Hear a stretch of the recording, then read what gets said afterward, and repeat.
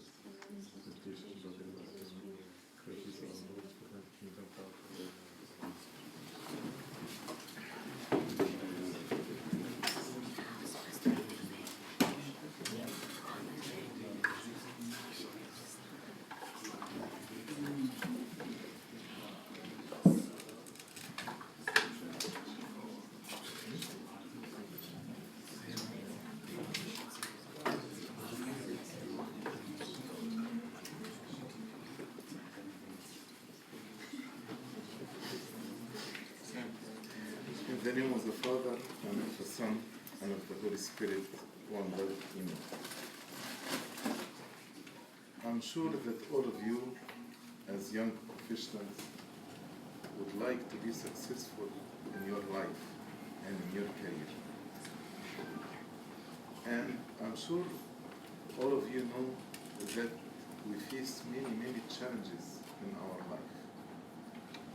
And sometimes we may be successful during a certain period in our life, and then something happen, challenge happen to us.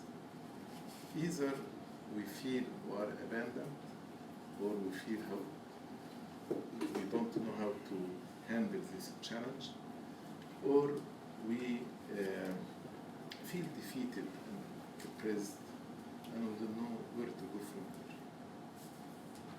And also, the definition of success can be different to us. Maybe for some of you, success means to have a successful career and to be promoted in your career.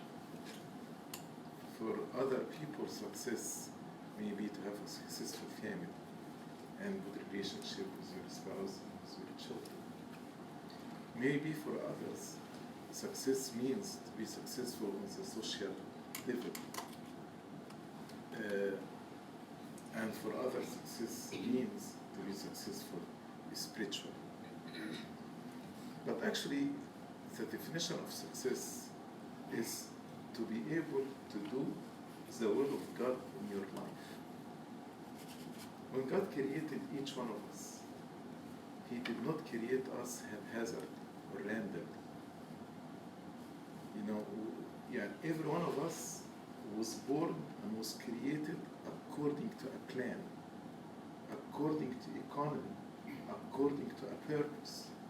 So you are created in order to fulfill a certain purpose in your life.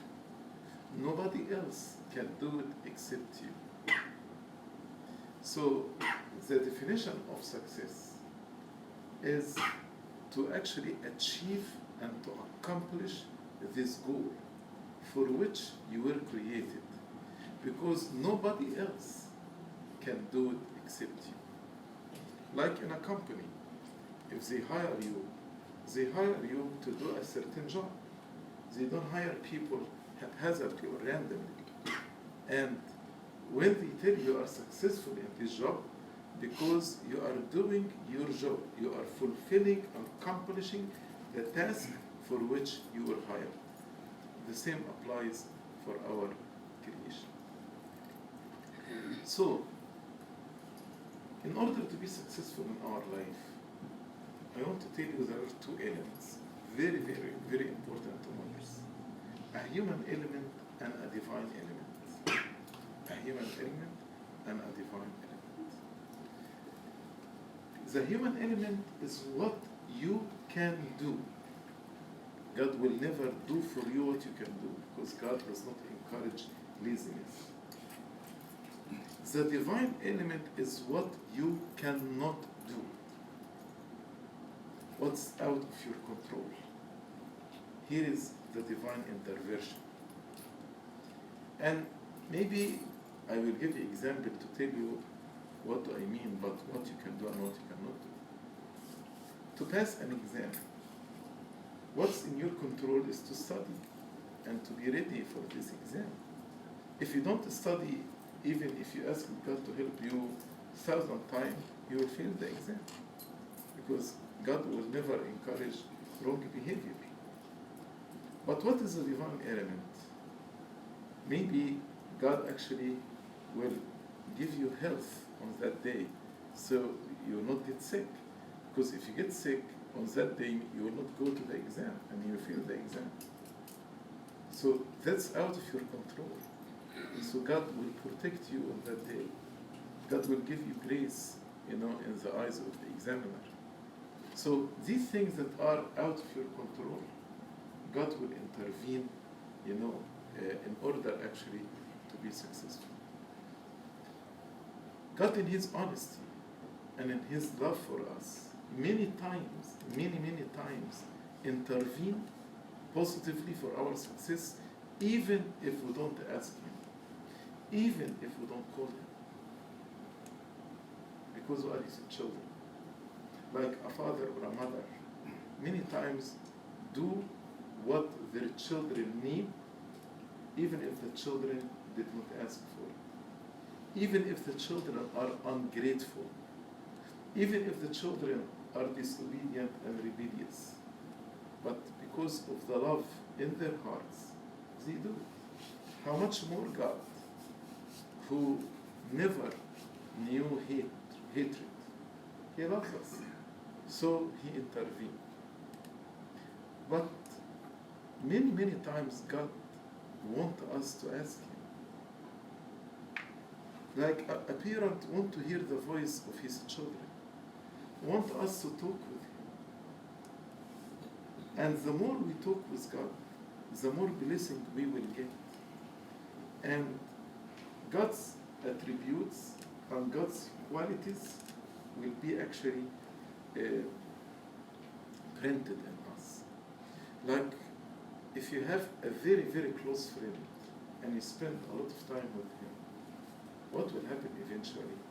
You will find yourself speak like him, talk like him, move like him. Many times, when I know parents and their children, I can see even how the parents move their hands or talk, I can see it in their children.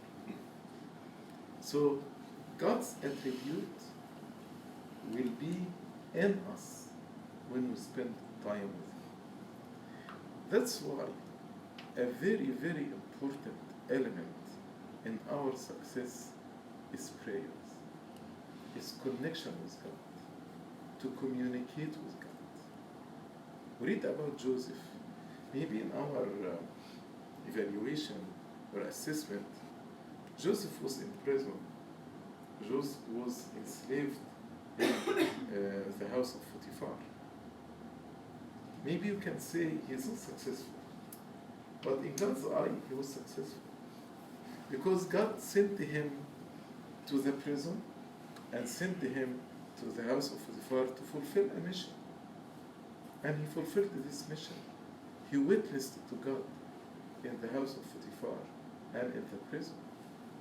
That's why we read about Joseph before he became the second man in Egypt. We read that God was with Joseph, and that's why Joseph was successful. Maybe if we read this after he became second man in Egypt, we'll say yes, now he's successful. He's the second person after Pharaoh. But this verse was mentioned even before he goes to Pharaoh's, to the palace of Pharaoh. This was mentioned when he was a slave in the house of Potiphar. So when we have connection with God, we'll be successful. But when we separate ourselves from God, we will not be successful.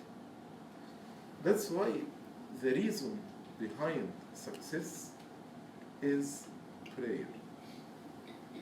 And when I speak about prayer, I'm not speaking about just some words you recite with your mouth while your heart is completely away. But I'm speaking about a real connection with God.